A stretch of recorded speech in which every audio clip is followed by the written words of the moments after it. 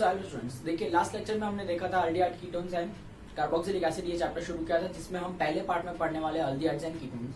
तो अब ये अल्डिहाइड्स और कीटोन्स के अंदर मैंने आपको एमओपी तक सिखाया था, एमओपी नंबर 2 तक हम पहुंचे थे। तो आज के लेक्चर में हम पहुंचेंगे एमओपी नंबर 3 से लेके आगे तक जितना भी आज कवर कर पाएंगे। ठीक है, चैप्टर बड़ा ही इंटरेस्टिंग है, अच्छा है, बहुत सारी चीजें रिपीट होगी, पर प्लीज आप जरा अब तक रिवाइज कर लीजिए, 2 मिनट होल्ड कीजिए वीडियो को। अब तक जो भी हमने किया है अल्डिहाइड कीटोन में वो रिवाइज कर लीजिए, फिर आप इसको शुरू करिए। ठीक है, तो देखिए आज हम पढ़ने जा रहे हैं method of preparation number 3 of aldehydes and ketones. ये मेथड जो है बहुत ही इंटरेस्टिंग है और मैं ऑलरेडी आपको ये 11th स्टैंडर्ड में बहुत डिटेल में बहुत सावधानी से करा चुका हूँ, क्योंकि मुझे पता था कि 12th में लगने वाला है, इसलिए मैंने 11th में ही बहुत बेहतरीन तरीके से उसे कराया था। इस मेथड का नाम है ओजोनोलिसिस। ठीक है, अगर आप मेरे स्टूडेंट हैं तो अभी आपको इस वक्त सारा पिक्चर इमेजिन हो रहा होगा कि ओजोनोलिसिस मैंने कैसे कराया था, किस तरह से कराया था। ठीक है, तो देखिए ओजोनोलिसिस हम करने वाले हैं ऑफ अल्कीन। ठीक है, ओजोनोलिसिस मतलब क्या होता है, रिएक्शन विथ ओजोन।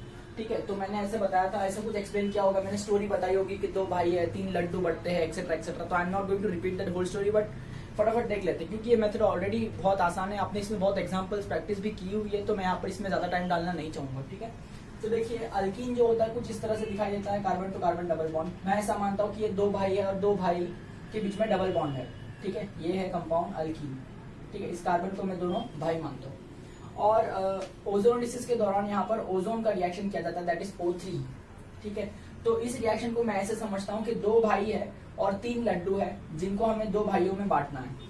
ठीक है, तो कैसे बांटेंगे, एक लड्डू इसका, एक लड्डू इसका और एक लड्डू होगा तीसरा वाला जो इन दोनों का होगा। तो हम ऐसे बांटते हैं कि देखिए पहले तो आपको डबल बॉन्ड मिटा देना है दोनों के बीच में से, बाकी के बॉन्ड एज इट इज लिखिए। एक ऑक्सीजन आप इधर दीजिए, एक ऑक्सीजन आप इधर दीजिए और एक ऑक्सीजन इन दोनों के बीच में। ठीक है, और ये घर की बात है, तो ऐसा देखो सारे बॉन्ड्स कंप्लीट होने चाहिए ना, इसलिए मैंने इन ऑक्सीजन और ऑक्सीजन के बीच में बॉन्ड बनाया है।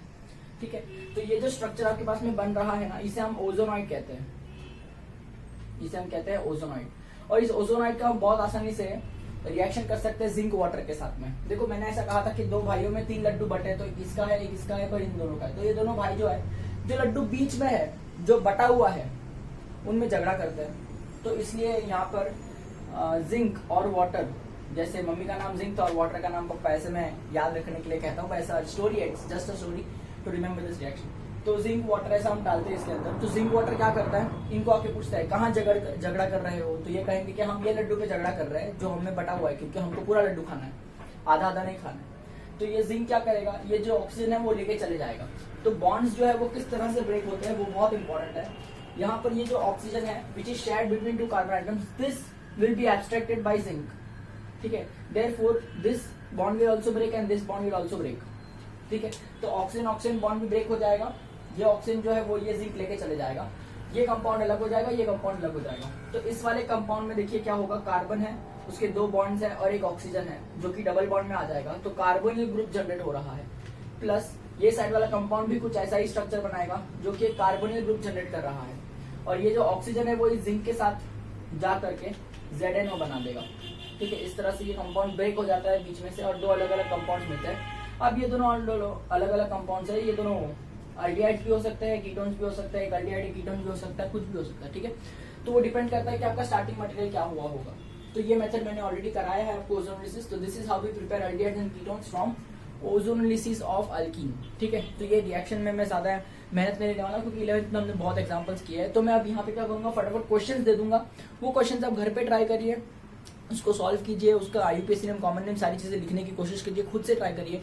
अगर आपको नहीं आता है तो मैं जरूर आपको रिप्लाई करूंगा। ठीक है, तो चलिए देखते हैं क्वेश्चन नंबर 1, जिसका नाम है action of ozone on ethene. ये क्वेश्चन दिया है। दूसरा क्वेश्चन दिया है action of ozone on protein. ठीक है, action of ozone on let us से ब्यूटूइन। ठीक है, फिर क्वेश्चन नंबर 4 में दे रहा हूँ, ऐसा कुछ दे रहा हूँ, देखो। ठीक है, प्लस O3 गिव्स, ऐसे लिखूंगा तो चलेगा कि देखो फर्स्ट आपको एक्शन ऑफ ओजोन करना है और उसके बाद में नंबर 2 पे आपको action of zinc and water करना है। रिएक्शन में जब ऐसे लिखा होता है मतलब पहला रिएक्शन ओजोनोलिसिस होगा और दूसरा रिएक्शन जो है वो ज़िंक वाटर डालेंगे यानी हाइड्रोलाइसिस करेंगे। तो देख रहे हैं इसका आंसर क्या बनता है। ठीक है, क्वेश्चन नंबर 5 मैं आपसे पूछ रहा हूँ कि मान लीजिए मैंने आपको साइक्लिक कंपाउंड दिया है, साइक्लोअल्कीन दिया है, इसका नाम साइक्लोहेक्सीन है, साइक्लोहेक्सीन।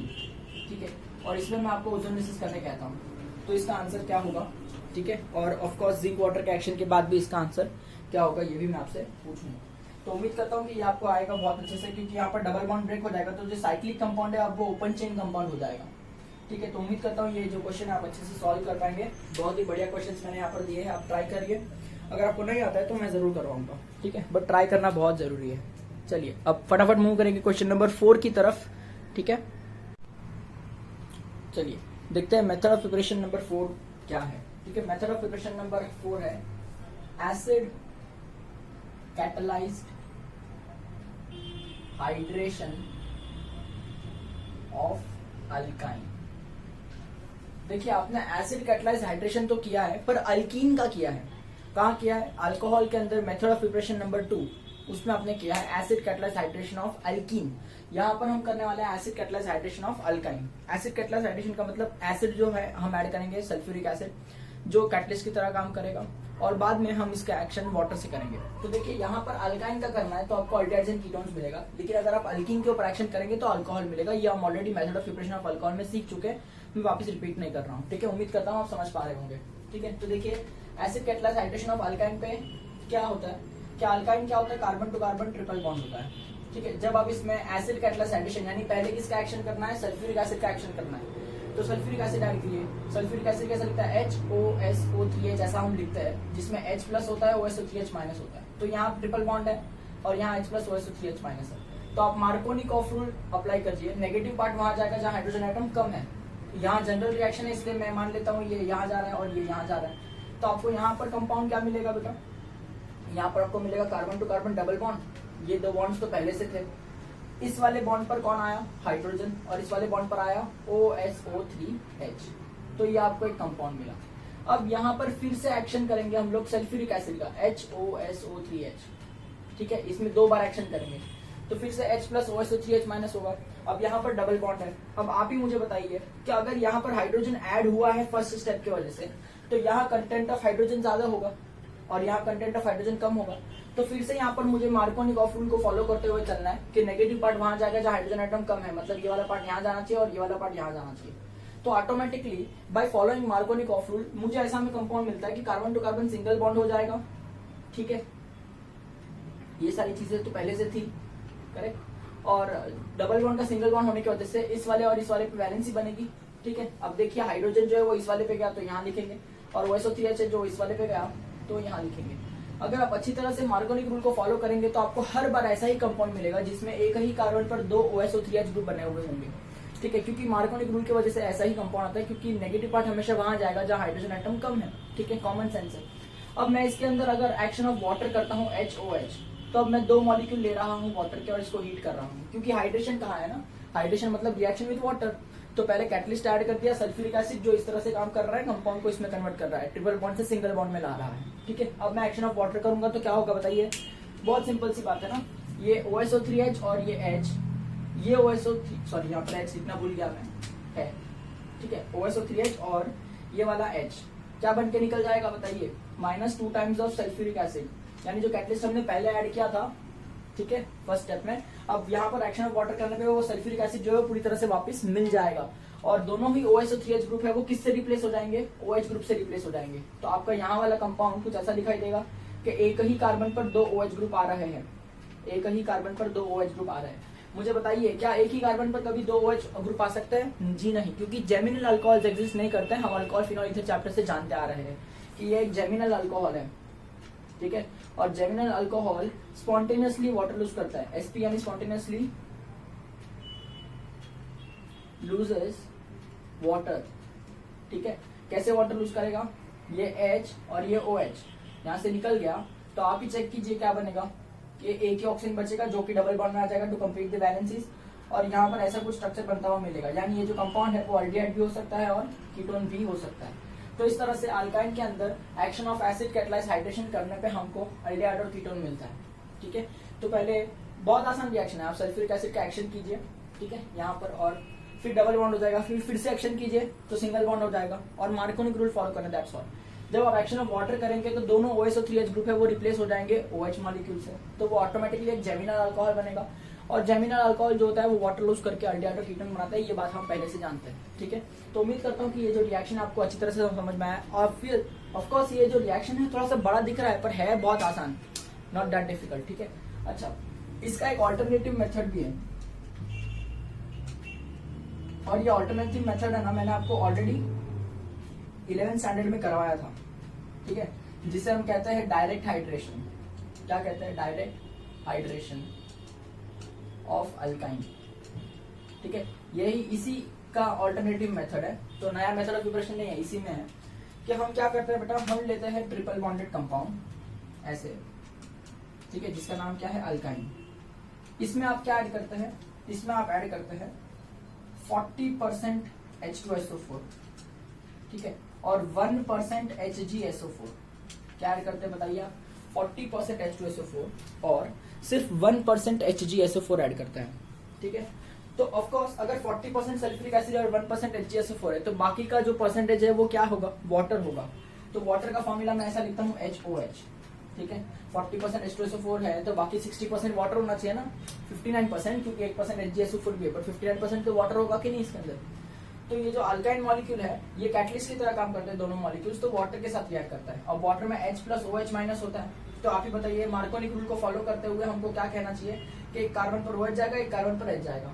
तो यहाँ पर मार्कोनिक रूल देखने का कि किसके पास हाइड्रोजन एटम कम है, जिसके पास हाइड्रोजन एटम कम है नेगेटिव पार्ट उसके पास जाता है। ये रूल आपको पता है ऑलरेडी, मार्कोनिक रूल मुझे वापस सिखाने की जरूरत नहीं है। तो OH ग्रुप जो है मान लेते हैं अभी के लिए इस कार्बन पर गया, और H जो है वो इस कार्बन पर गया, ठीक है। रियल लाइफ में तो जब ये मॉलिक्यूल पता होगा आपको तो पता ही होगा ना कि कहाँ हाइड्रोजन कम है कहाँ ज्यादा है।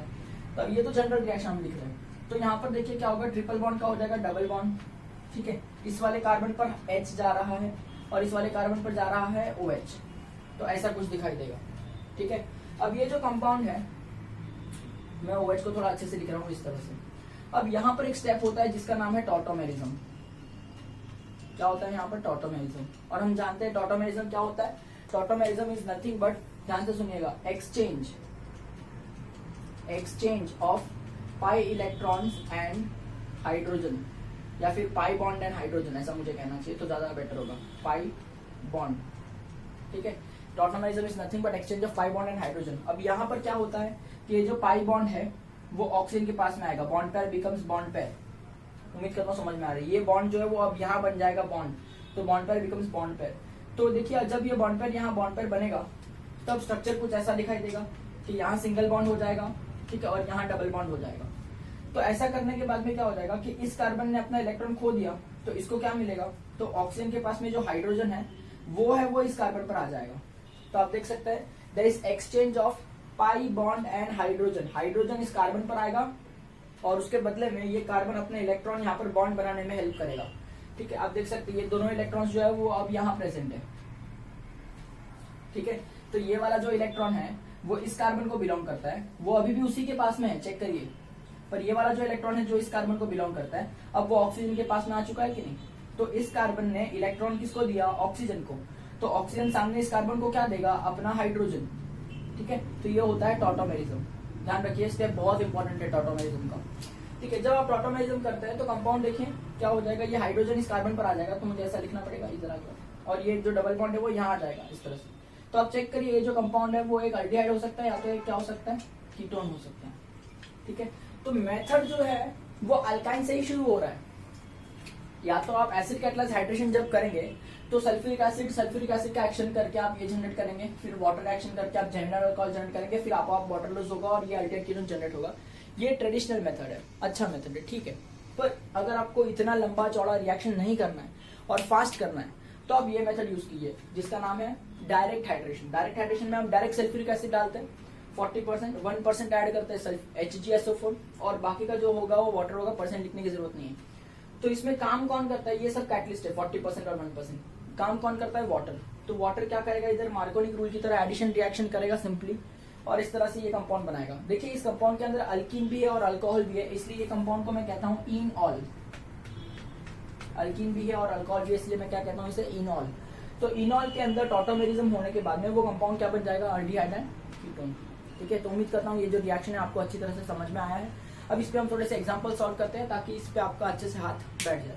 ठीक है, तो चलिए विल सी सम एग्जांपल्स। पहले इसको आप अच्छी तरह से आपके नोटबुक में लिखिए। ऑलराइट, देखिए जैसे एग्जांपल नंबर 1 में ऐसा लिख के दिया है, कन्वर्ट इथाइन इनटू इथेनॉल। तो अभी इथाइन क्या होता है, एक ट्रिपल बॉन्डेड कंपाउंड है, और इथेनॉल क्या है, एक अल्डिहाइड है। तो आपको तुरंत याद आना चाहिए कि अगर मुझे अल्काइन से अल्डिहाइड बनाना है या फिर कीटोन बनाना है तो मुझे डायरेक्ट हाइड्रेशन मेथड चलेगा या फिर एसिड कैटलाइज्ड हाइड्रेशन मेथड चलेगा। मैं दोनों ही मेथड करके बताता हूँ। ठीक है, तो सबसे पहले मेथड हम करते हैं एसिड कैटलाइज्ड हाइड्रेशन। बहुत लंबा चौड़ा रिएक्शन होगा। तो देखिए इथाइन क्या होता है, CH ट्रिपल बॉन्ड CH। ठीक है, इसका नाम है इथाइन। इसके कॉमन नेम में एसिटिलीन भी कहा जाता है। ठीक है, चलिए तो इसमें सबसे पहले हम किसका एक्शन करेंगे, सल्फ्यूरिक एसिड का एक्शन करेंगे। सल्फ्यूरिक एसिड का एक्शन यानी HOSO3H लिखेंगे, जिसमें से H प्लस OSO3H माइनस।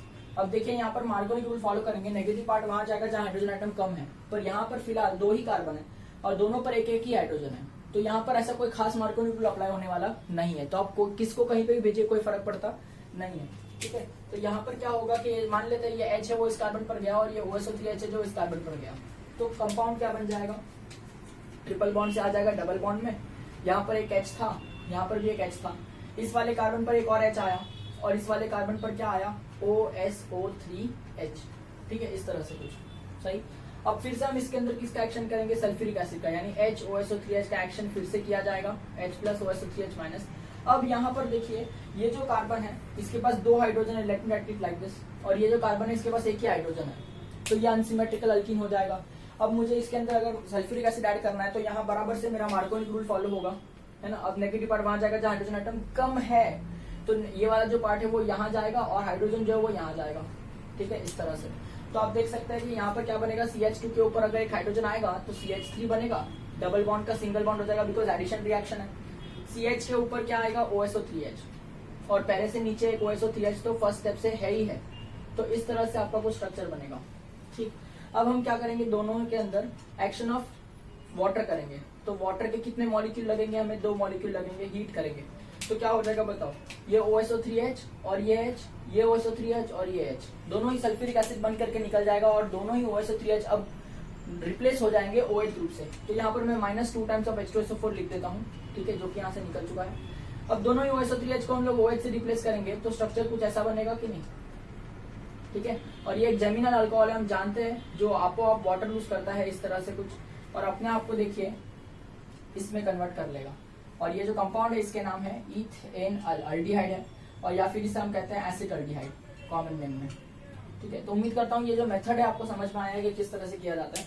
खैर इन सब कंपाउंड्स का भी नाम होता है, बट आई डोंट थिंक इसका नाम लिखने की जरूरत पड़ेगी क्योंकि बहुत ऑलरेडी रिएक्शन बहुत बड़ा है। तो अगर आप इनके नाम नहीं भी लिखेंगे तो it is understood, it is fine, don't worry about it. ठीक है, जेमिनल अल्कोहल तो एग्जिस्ट भी नहीं करता इसलिए इनका भी नाम लिखने की जरूरत नहीं है। अब you can just remove water molecule from here and show it like this. ठीक है, अब मुझे अगर इसको अल्टरनेटिव मेथड से सॉल्व करना है, ठीक है, अल्टरनेटिव मेथड का नाम क्या था, डायरेक्ट हाइड्रेशन, तो उससे भी कर सकते हैं। आपको आंसर में कोई भी फर्क नहीं आएगा, डायरेक्ट हाइड्रेशन उस टेक्निक का नाम है। ठीक है, तो कैसे करेंगे, ऑब्वियसली आप स्टार्टिंग मटेरियल लेंगे दैट इज इथाइन, या फिर जिसे हम क्या कहते हैं एसिटिलीन कहते हैं। तो नाम लिख लेंगे सभी कंपाउंड का उनके नीचे क्योंकि वो जरूरी होता है, आता है एग्जाम में। ठीक है, और अगर आप नहीं लिखेंगे तो मार्क्स कटते हैं। तो डायरेक्ट हाइड्रेशन में बताओ क्या करते हैं हम लोग ऐड करते हैं 40% H2SO4, ठीक है, 1% HgSO4, ठीक है, और इसमें काम कौन करता है, वाटर करता है। तो देखिए आप देख सकते हैं वाटर अगर काम करेगा तो मान लेते हैं एक हाइड्रोजन इधर जाएगा OSO और OH ग्रुप जो है वो यहाँ पर जाएगा। तो यहाँ पर क्या हो जाएगा, carbon carbon double bond CH के ऊपर यहाँ पर H आया तो ये हो जाएगा CH2, तो अभी के लिए इसे ऐसा लिखते हैं। और इस वाले पे क्या आया OH, तो OH को थोड़ा अच्छे से लिखेंगे। अब इसके बाद होगा टॉटोमेरिज्म वाला स्टेप। टॉटोमेरिज्म क्या होता है, it is exchange of pi bond and hydrogen. कैसे, ये जो पाई बॉन्ड है वो ऑक्सीजन की तरफ आएगा और साथ में ये ऑक्सीजन जो है अपना हाइड्रोजन इस कार्बन को देगा। आपको ये जो एरोज है बताना है तो बता सकते हैं, नहीं बताना है नहीं बता सकते, इट इज फाइन। बताएंगे तो ज्यादा अच्छा रहेगा कि टीचर को समझेगा कि आपको आता है कि किस तरह से एरोज मूव होते हैं, किस तरह से इलेक्ट्रॉन और हाइड्रोजन का एक्सचेंज हो रहा है। ठीक है, तो यहाँ देखिए क्या हो जाएगा, 1-2 हाइड्रोजन पहले से, एक हाइड्रोजन और आएगा तो ये हो जाएगा CH3, फिर डबल बॉन्ड का सिंगल बॉन्ड हो जाएगा क्योंकि इसका बॉन्ड यहाँ शिफ्ट हो चुका है। तो यहाँ है CH और डबल बॉन्ड आ जाएगा यहाँ पर इस तरह से। तो आप देख सकते हैं यहाँ से भी आपको इथेनॉल या फिर एसिटाल्डिहाइड ही ऑब्टेन हो रहा है। ठीक है, तो चाहे आप डायरेक्ट हाइड्रेशन मेथड करें, चाहे आप इनडायरेक्ट हाइड्रेशन मेथड, इसे इनडायरेक्ट हाइड्रेशन मेथड भी कहते हैं या फिर एसिड कैटलाइज्ड हाइड्रेशन मेथड भी कहते हैं, तो वो करें, आपको प्रोडक्ट जो है वो सेम ही मिलेगा अगर आपका स्टार्टिंग मटेरियल सेम है तो। ठीक है, तो यहाँ पर कोई दिक्कत नहीं है, बस फर्क इतना है कि ये रिएक्शन थोड़ा सा लंबा है और ये रिएक्शन क्या है फटाफट हो जाता है। तो आपकी मर्जी, अगर कुछ मेंशन नहीं किया हम लोग ने, जैसे इस रिएक्शन में मेंशन नहीं किया था कि कौन से पाथ से करना है, तो आप दो में से कोई भी एक टेक्निक से सॉल्व कर सकते हैं जो भी आपका मन है। पर अगर उन्होंने कभी मेंशन कर दिया कि do it by direct hydration method, तो आपको ये वाला टेक्निक करना पड़ेगा, या फिर उन्होंने मेंशन किया कि बाय इनडायरेक्ट हाइड्रेशन मेथड, तो ऊपर वाला मेथड करना पड़ेगा, या फिर एसिड कैटलाइज्ड मेथड, तो ऊपर वाला मेथड यूज करना पड़ेगा। ठीक है, तो उम्मीद करता हूँ आपको दोनों ही टेक्निक जो है समझ में आ रही होगी, बड़ी आसान है, ज्यादा डिफिकल्ट नहीं है। तो चलिए अब दूसरा एग्जाम्पल देखते हैं। ठीक है, दूसरा एग्जाम्पल सॉल्व करने की कोशिश करेंगे। ठीक है, लेट मी राइट दूसरा एग्जाम्पल, इसको रब कर देता हूँ। ठीक है, उम्मीद करता हूँ आपने नोटबुक में लिख रहे होंगे, अच्छे से आप नोट बना रहे होंगे। ठीक है, चलिए नेक्स्ट मेथड है हाइड्रेशन ऑफ प्रोपाइन। ठीक है, नेक्स्ट एग्जांपल है हाइड्रेशन ऑफ प्रोपाइन। अब देखिए यहाँ पर सिर्फ हाइड्रेशन लिखा है, अब यहाँ ये नहीं लिखा है कि एसिड कैटलाइज्ड हाइड्रेशन करो, डायरेक्ट हाइड्रेशन करो या फिर इनडायरेक्ट हाइड्रेशन करो, ऐसा कुछ लिखा नहीं है। तो यहाँ पर आपकी मर्जी, आपको जो करना है वो हाइड्रेशन कर सकते हैं, पर मैं आपको दोनों ही करके बताऊंगा ताकि आपके मन में कोई डाउट ना रहे। ठीक है, तो अगर मैं करता हूँ इनडायरेक्ट हाइड्रेशन, इनडायरेक्ट मतलब क्या होगा, एक्शन ऑफ सल्फ्यूरिक एसिड वाला होगा। तो प्रोपाइन क्या होता है, CH3C ट्रिपल बॉन्ड CH। ठीक है, ये होगा प्रोपाइन। ठीक, इसमें हम लोग क्या ऐड करेंगे, H2SO4 यानी HOSO3H, इस तरह से। तो ऑफकोर्स H प्लस होता है, OSO3H माइनस होता है। अब यहाँ देखिए ये जो अल्काइन है, इसमें यहाँ एक भी हाइड्रोजन नहीं है कार्बन पर, और इस कार्बन पर एक हाइड्रोजन है। तो यहाँ बड़ी अच्छी तरह से मार्कोनिक रूल फॉलो करते हुए चलना है कि नेगेटिव पार्ट वहां जाएगा जहाँ हाइड्रोजन एटम कम है, मतलब OSO3H वाला पार्ट है वो यहाँ जाएगा और H जो है वो यहाँ जाएगा।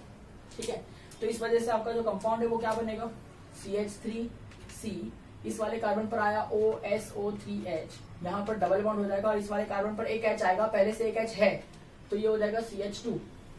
सही बात है।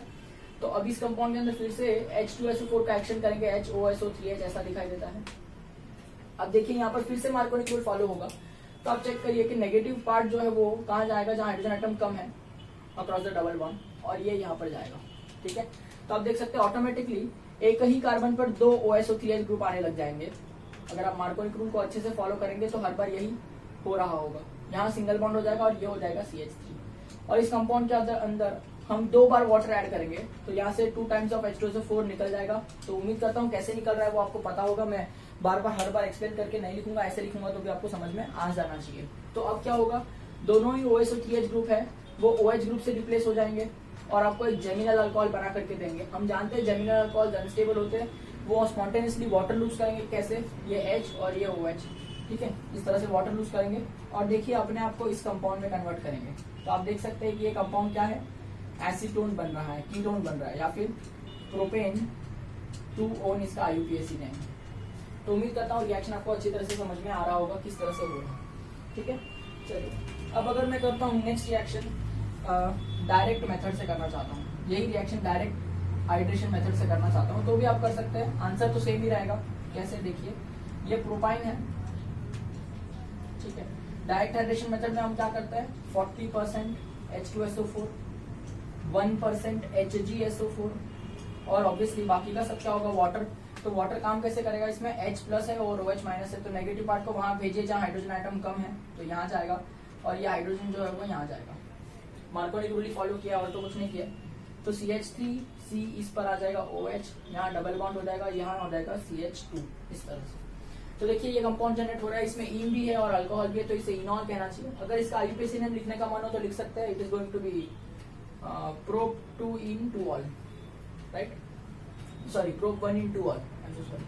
ठीक है, अब इसके अंदर क्या होने वाला है, यहाँ पर टॉटोमेरिज्म होने वाला है। तो टॉटोमेरिज्म में क्या होगा, ये डबल बॉन्ड ऑक्सीजन के पास जाएगा और साथ में ये जो हाइड्रोजन है वो इस कार्बन पर आएगा।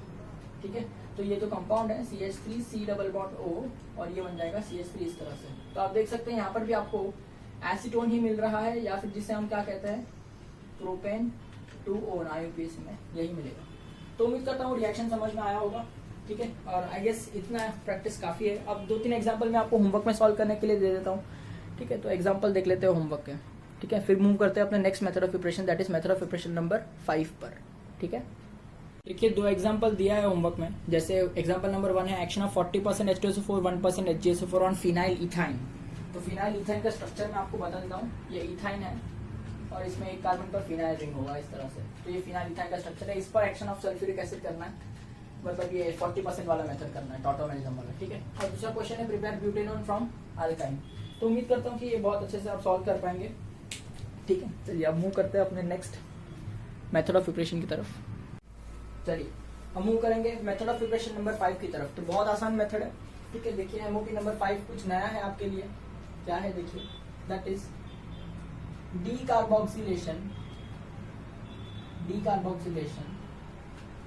Of calcium salts of fatty acids, ठीक है। मेथड का नाम क्या है, decarboxylation of calcium salts of fatty acid. तो सबसे पहले डीकार्बोक्सिलेशन का मतलब बताता हूँ। डीकार्बोक्सिलेशन का मतलब होता है रिमूवल ऑफ कार्बन डाइऑक्साइड या फिर reducing carbon atom. Removal of carbon dioxide, अगर किसी चीज में से कार्बन डाइऑक्साइड निकल गया मतलब एक कार्बन कम हो जाएगा ना, तो इसी का मतलब क्या होता है, डीकार्बोक्सिलेशन, ठीक है। Of calcium salt of fatty acid. तो सबसे पहले फैटी एसिड का मतलब होता है कार्बोक्सिलिक एसिड। ये बात समझा देता हूँ आपको, ठीक है। फैटी एसिड का मतलब क्या होता है, कार्बोक्सिलिक एसिड। और कार्बोक्सिलिक एसिड का क्या बनाना है हमको, कैल्शियम सॉल्ट। एक बार अगर आप कैल्शियम सॉल्ट बना लेते हैं कार्बोक्सिलिक एसिड का, तो फिर आप उसका डीकार्बोक्सिलेशन करेंगे तो आपको अल्डिहाइड और कीटोन मिलेंगे। तो देखिए कैसे। तो पहले मैं आपको सिखाता हूँ कि कैल्शियम सॉल्ट बनाते कैसे। एक्चुअली ये आपके सिलेबस में नहीं है कि कैल्शियम सॉल्ट कैसे बनाना है, पर ये मैं आपको समझाऊंगा तो आपको समझेगा कि calcium salt of fatty acid दिखता कैसे है, इसलिए ये बताना मुझे बहुत जरूरी लगता है, ठीक है। तो देखिए कैसे होगा। पहले आप कैल्शियम सॉल्ट कैसे बनाएंगे फैटी एसिड का। तो पहले मैं फैटी एसिड यानी कोई कार्बोक्सिलिक एसिड कंसीडर करता हूँ, RC double bonded to OH। ये कोई कार्बोक्सिलिक एसिड है। अब मेरे पास अगर एसिड मॉलिक्यूल है और मैं चाहता हूँ कि मैं इसका सॉल्ट बनाऊं, तो बताइए मुझे इसमें क्या ऐड करना चाहिए, बेस ऐड करना चाहिए, क्योंकि एसिड और बेस तभी तो हमको सॉल्ट एंड वाटर मिलता है कि नहीं। तो यहाँ पर क्या होना है कि मुझे कैल्शियम सॉल्ट चाहिए, तो मुझे ऐसा बेस सिलेक्ट करना होगा जिसके अंदर कैल्शियम है। तो आप बताइए कैल्शियम में बेस अगर सिलेक्ट करना होगा तो क्या होगा। सोडियम वाला बेस बोलता तो आप सोडियम हाइड्रोक्साइड बोलते, पोटेशियम वाला बेस बोलता तो आप पोटेशियम हाइड्रोक्साइड बोलते। कैल्शियम वाला बेस बोल रहा हूँ तो बताइए क्या कहेंगे, कैल्शियम हाइड्रोक्साइड। तो देखिए कैल्शियम हाइड्रोक्साइड का स्ट्रक्चर कुछ ऐसा होगा, CaOH ट्वाइस, क्योंकि कैल्शियम हाइड्रोक्साइड के अंदर जो कैल्शियम है उसका वैलेंसी 2 है, ठीक है। सेम में तो मुझे एसिड के दो मॉलिक्यूल लेने पड़ेंगे बैलेंस करने के लिए। जब मैं कैल्शियम हाइड्रोक्साइड के साथ रिएक्शन कराऊंगा एसिड बेस का, तो सॉल्ट कैसे बनेगा, ये H लूज करेगा, ये OH लूज करेगा, ये भी H लूज करेगा, ये OH लूज करेगा, तो यहाँ से वाटर निकल जाएगा, करेक्ट है। कितने मॉलिक्यूल निकल गए, 2 मॉलिक्यूल निकल गए वाटर के, तो 2 मॉलिक्यूल वाटर निकल जाएगा। और देखिए स्ट्रक्चर कुछ ऐसा बनेगा, RC double bonded to O, correct. नीचे वाला भी क्या बाकी है, RC double bonded to O, ठीक है। और दोनों ही जो है वो कैल्शियम से ज्वाइन होगा, क्योंकि कैल्शियम का वैलेंसी कितना होता है, 2। तो देखिए ऐसा कुछ बनेगा, ठीक। तो ये जो कंपाउंड आपको दिख रहा है यहाँ पर, इसे कहेंगे calcium salt of carboxylic acid, या फिर आप कह सकते हैं फैटी एसिड। तो इस तरह से कैल्शियम सॉल्ट बनते हैं। हालांकि ये रिएक्शन आपके सिलेबस में नहीं है, लेकिन ये सब रिएक्शन एकदम आसान है, आपको जानना जरूरी है। आपको पता तो चलना चाहिए कैल्शियम सॉल्ट दिखता कैसे। मैं डायरेक्ट भी ये स्ट्रक्चर बना देता था तो आपको फिर रट्टा मारना पड़ता है कि कैल्शियम सॉल्ट ऐसा दिखाई देता है, पर अब आप समझ चुके हैं कि कैल्शियम सॉल्ट कैसे बनता है, तो आपको समझ में आएगा कि स्ट्रक्चर कैसा दिखने वाला है। अब इस कैल्शियम सॉल्ट का हमें क्या करना है, हमें इस कैल्शियम सॉल्ट का डीकार्बोक्सिलेशन करना है, तो आपको अल्डिहाइड और कीटोन मिलेगा। तो कैसे मिलेगा देखते हैं, ठीक है। तो अभी उम्मीद करता हूँ यहाँ तक आपको समझ में आया होगा। तो प्लीज ये मैं वाइप कर देता हूँ, मेरे पास बड़ा बोर्ड नहीं है, वरना मैं इधर ही बताता, ठीक है। तो आप ये लिख लीजिए पहले नोटबुक में, फिर हम आगे बढ़ते हैं, ठीक है। चलिए नेक्स्ट, अब देखिए क्या करना है। Decarboxylation of calcium salt of fatty acid by dry distillation, ये टेक्निक हम यूज करेंगे डीकार्बोक्सिलेशन करने के लिए। तो देखिए पहले मैं लिखता हूँ calcium salt of fatty acid, जो ऐसा लिखा देता है, RC double bonded to O, calcium O, C double bonded to O, R। Let me write, this is calcium salt of fatty acid, ठीक है। इसका हमें करना होगा ड्राई डिस्टिलेशन, जी हाँ, मतलब हीट करना होगा, ड्राई डिस्टिलेशन करना होगा, ठीक है। तो जब हम ड्राई डिस्टिलेशन करेंगे तो ध्यान से रखना, डीकार्बोक्सिलेशन यानी इसमें से कार्बन एटम कम हो गया। देखिए यहां से क्या निकल जाएगा, CaO देखिए ये मॉलिक्यूल यहाँ से निकल जाएगा, क्या निकल जाएगा, CaCOOO यानी CO3। तो ये कंपाउंड क्या है, CaCO3 यहाँ से निकल जाएगा, यानी कैल्शियम कार्बोनेट निकल जाएगा यहाँ से। तो जब कैल्शियम कार्बोनेट निकल जाएगा तो इसमें कार्बन एटम कम हो जाएगा कि नहीं, क्योंकि कार्बन निकल चुका है, देखिए ये वाला कार्बन निकल चुका है, ठीक है। आप चाहे तो ऐसे भी निकाल सकते हैं, देखिए इसको रब कर देता हूँ, ठीक है। आप चाहे ना तो ऐसे भी निकाल सकते थे, CaOOO CO3, आप चाहे तो ऐसे भी निकाल सकते हैं, डजंट मैटर। बस कैसे भी करके आपको एक कैल्शियम, एक कार्बन और 2 ऑक्सीजन रिमूव करना है, ठीक है। तो उम्मीद करता हूँ ये पॉइंट आपको समझ में आ रहा होगा कि किस तरह से कैल्शियम कार्बोनेट को रिमूव किया जाता है। तो इसको रिमूव करने के बाद बचता क्या है, देखिए आप देख सकते हैं R C double bond O बचा हुआ है और नीचे एक R बचा हुआ है जो कि इससे कनेक्ट होने जाने वाला है। तो देखिए आपको यहाँ पर क्या मिल रहा है, एक कार्बोनिल ग्रुप वाला कंपाउंड मिल रहा है कि नहीं, मतलब यहाँ पर आप फिलहाल आपको कीटोनिक कंपाउंड मिल रहा है, बट अगर सपोज 2 में से एक R में हाइड्रोजन होता तो आपको जरूर यहाँ पर अल्डिहाइड मिलता। तो उम्मीद करता हूँ ये जो पॉइंट है आपको समझ में आ रहा है कि किस तरह से हमको ये कीटोन मिलेगा, ठीक है। इस मेथड को कहते हैं ड्राई डिस्टिलेशन, ठीक है। उम्मीद करता हूँ यहाँ तक ये सारी चीजें क्लियर रही होगी। अब देखिए ये रिएक्शन थोड़ा सा हटके है, थोड़ा सा नया है आपके लिए, तो इसको याद रखने का मैंने एक टेक्निक बनाया है, बट बहुत सिली टेक्निक है, आप देखिए, ठीक है। मैं क्या करता हूँ पता है, जब भी मैं ऐसा सुनता हूँ ना कि मुझे ड्राई डिस्टिलेशन करना है, तो मैं ऐसे याद करता हूँ कि ड्राई डिस्टिलेशन किसका करना है, कैल्शियम सॉल्ट का करना है। तो कैल्शियम सॉल्ट अपने पास में होना चाहिए, ये रहा कैल्शियम सॉल्ट, इसका हमें करना है ड्राई डिस्टिलेशन। तो जब भी कैल्शियम सॉल्ट का ड्राई डिस्टिलेशन करना होता है तो बनाओ एक घर, घर में चौक को भर, आई रिमेम्बर लाइक दैट, कि बनाओ एक घर, घर में चौक, जो राइटिंग बोर्ड का चौक होता है ना, चौक, बनाओ एक घर, घर में चौक को भर। अब चौक जो होता है उसका कलर क्या, आई मीन उसका फॉर्मूला क्या होता है, CaCO3 कैल्शियम कार्बोनेट, है ना। तो ये कैल्शियम कार्बोनेट को ही हम चौक कहते हैं कि नहीं।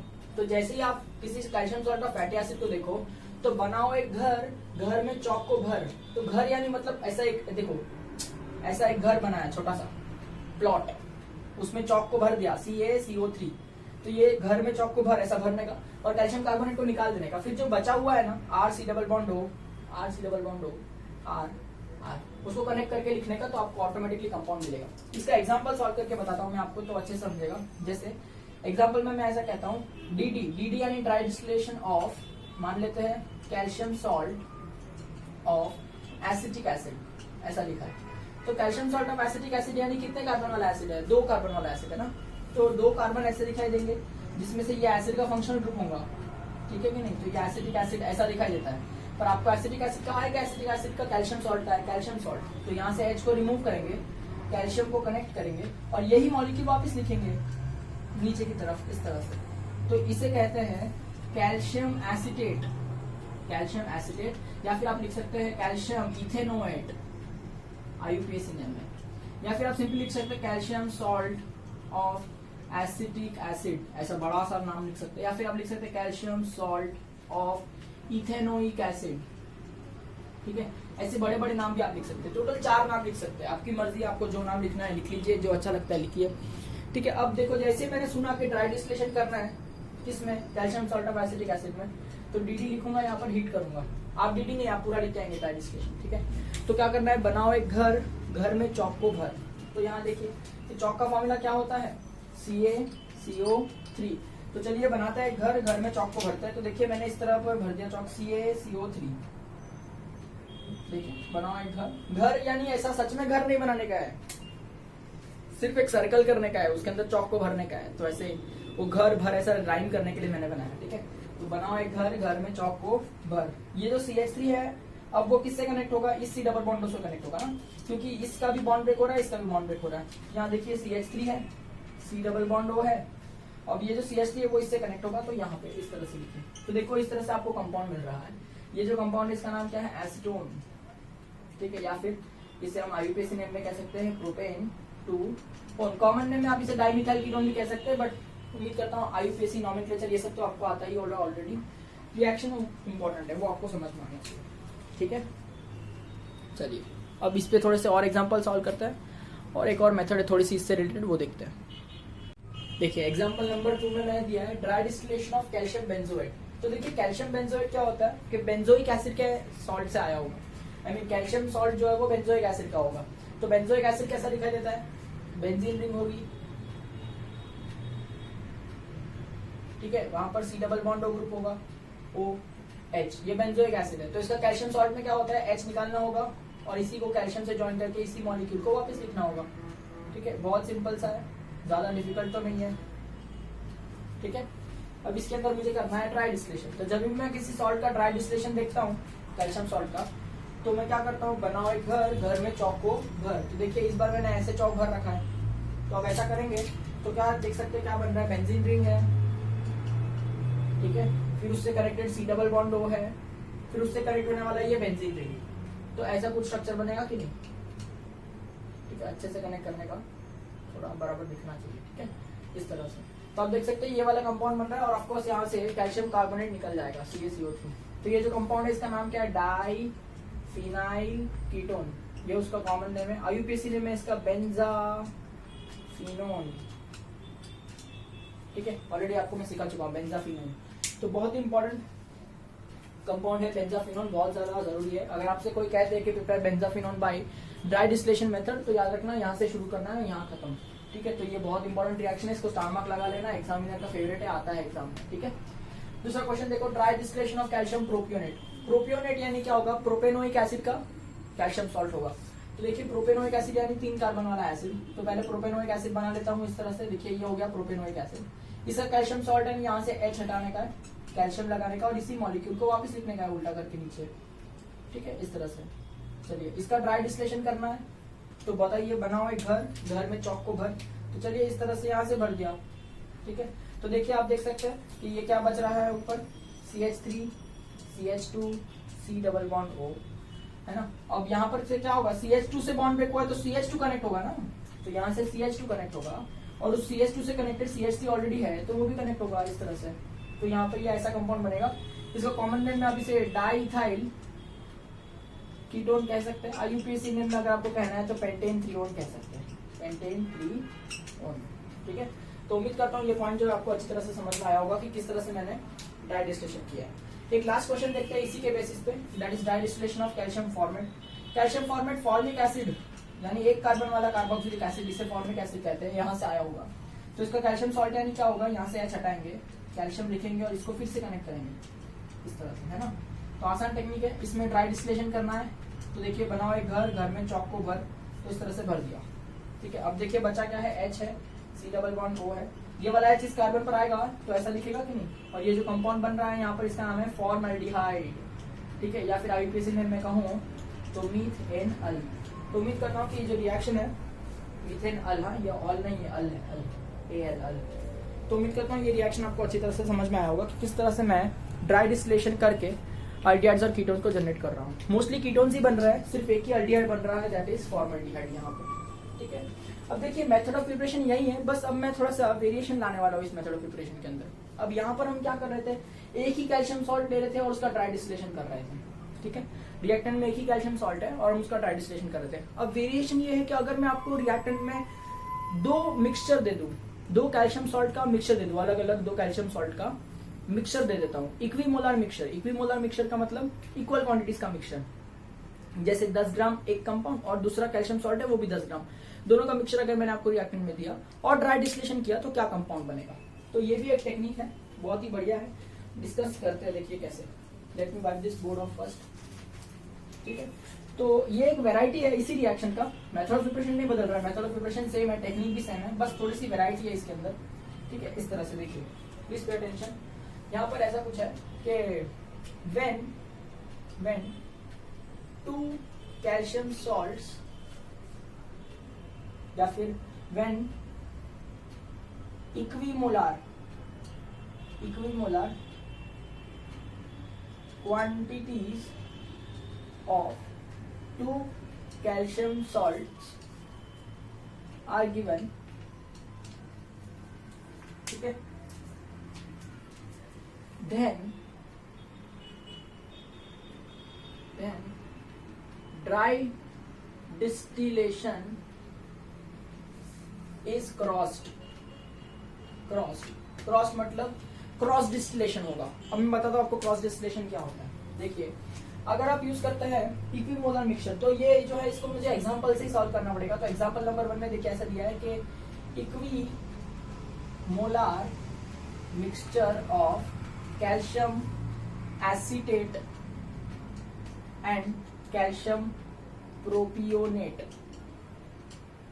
ठीक है, तो देखिए कैल्शियम एसीटेट और कैल्शियम प्रोपियोनेट दोनों का इक्विमोलर मिक्सचर लेना है, इसका मतलब इक्वल क्वांटिटीज लेना है। तो देखिए कैल्शियम एसीटेट कैसा दिखाई देगा, जो कि एक एसिटिक एसिड से आया होगा। देखिए ये स्ट्रक्चर है एसिटिक एसिड का, तो एसिटिक एसिड का सॉल्ट यानी यहाँ पर कैल्शियम लिखेंगे और इसको वापस लिखेंगे इस तरह से, तो ये बन गया कैल्शियम एसीटेट।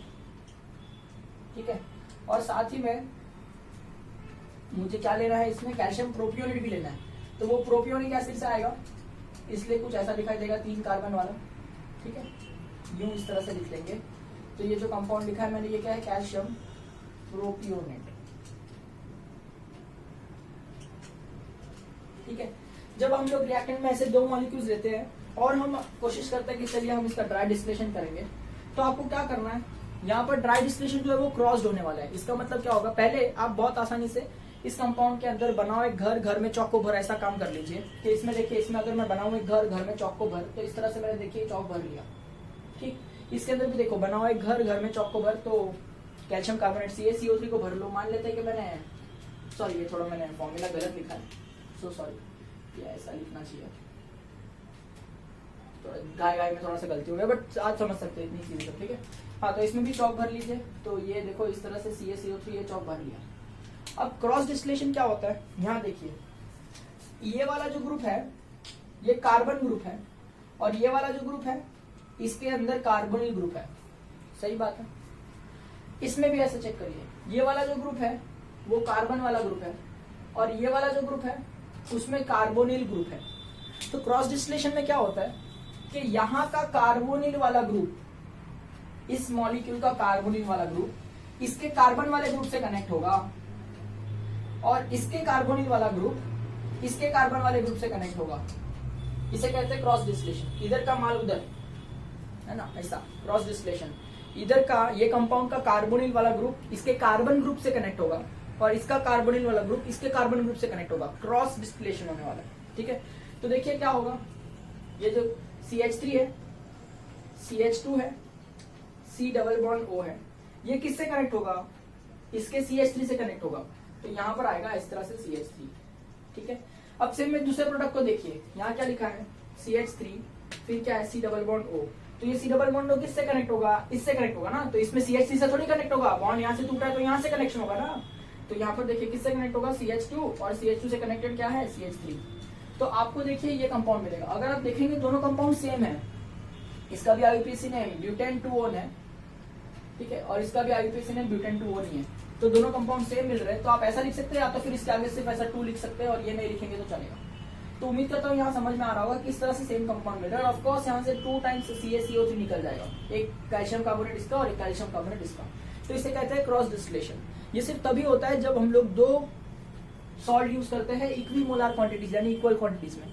ठीक है, उम्मीद करता हूँ यहाँ तक ये जो फंडा है आपको समझ में आ रहा है। इसके ऊपर और 2-4 एग्जांपल सॉल्व करते हैं तो ये कंसेप्ट भी अच्छे से आपको समझ में आ जाएगा। ठीक है, देखिए जैसे अगला क्वेश्चन इसी के बेसिस पे मैं देता हूँ, क्रॉस डिस्टिलेशन के बेसिस पे। ऐसा दिया है कि dry distillation of equimolar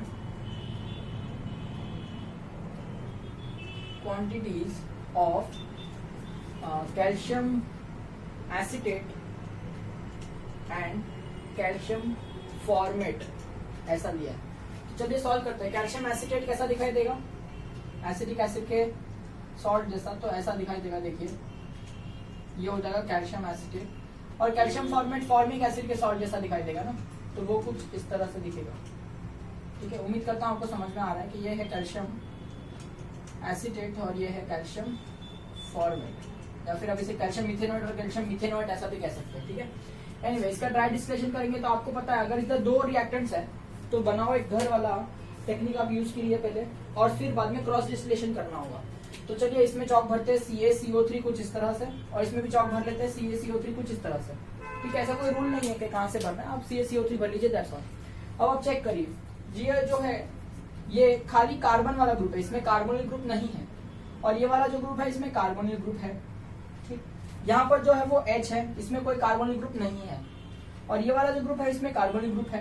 cross distillation के दौरान क्या होता है, इसका कार्बोनिल ग्रुप इसके नॉर्मल वाले ग्रुप से कनेक्ट होगा और इसका कार्बोनिल ग्रुप इसके नॉर्मल वाले ग्रुप से कनेक्ट होगा, ठीक है। बोलने की बात क्या है कि दो कार्बोनिल ग्रुप कनेक्ट नहीं होते, ये कार्बोनिल ग्रुप इसके नॉर्मल वाले से और इसका कार्बोनिल ग्रुप इसके नॉर्मल वाले से क्रॉस डिस्टिलेशन होगा। तो क्रॉस डिस्टिलेशन होने के बाद बनेगा क्या, देखिए आप इधर चेक करिए, H है, C डबल बॉन्ड O है, ये किससे कनेक्ट हुआ जाकर के, इसके CH3 से, तो ऐसा कुछ स्ट्रक्चर मिलेगा। प्लस दूसरा स्ट्रक्चर क्या मिल रहा है, CH3 C double bond O और ये जाके कनेक्ट हुआ इसके H से, तो ऐसा। तो अगर आप ध्यान से देखें तो दोनों स्ट्रक्चर सेम ही है और इनका नाम है एसिटाल्डिहाइड, ठीक है, या फिर मैं कह सकता हूँ इथेनॉल। तो उम्मीद करता हूँ कि ये रिएक्शन भी आपको समझ में आया किस तरह से मैंने क्रॉस डिस्टिलेशन किया है। तो अब एग्जांपल आप होमवर्क में कर लीजिए थोड़े से। एग्जांपल नंबर 3 में देता हूँ, D of equi molar quantities of calcium acetate, नहीं कैल्शियम एसीटेट नहीं देता हूँ, calcium formate and calcium propionate कर लीजिए। अगला क्वेश्चन भी आपको होमवर्क में देता हूँ, example number 4, direct distillation of equimolar quantities of calcium benzoate and calcium acetate, ठीक है। देखिए सॉल्व करिए क्या आता है बताइए मुझे, ठीक है। तो चलिए आई गेस आज के लेक्चर में हम इतना ही करेंगे, इसके आगे भी हमको थोड़ा सा करना है, बहुत सारे मेथड ऑफ प्रिपरेशन है, बट नेक्स्ट लेक्चर में देखते हैं। आप इतना होमवर्क करके रखिए, यहाँ तक रिवाइज करके रखिए, ठीक है। नेक्स्ट लेक्चर बहुत ही जल्द अपलोड होगा, आई गेस कल ही अपलोड हो जाएगा, तो देखते हैं क्या होता है। ऑलराइट, यहाँ तक पहले आप लर्न करिए फिर आगे बढ़ेंगे।